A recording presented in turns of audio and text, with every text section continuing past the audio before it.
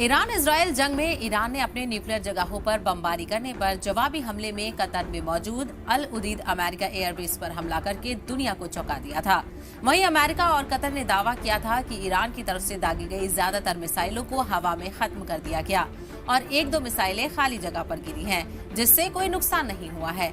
लेकिन अब एक सैटेलाइट तस्वीर सामने आने के बाद हड़कंप मच गया है। इस तस्वीर ने अमेरिका की पोल खोल दी है।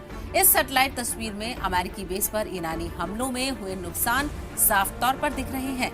दरअसल इस तस्वीर को प्लैनेट लैब्स ने जारी किया है, जिसे एसोसिएट प्रेस ने जांच किया है। इस जांच ने अमेरिका की पोल खोलकर रख दी है।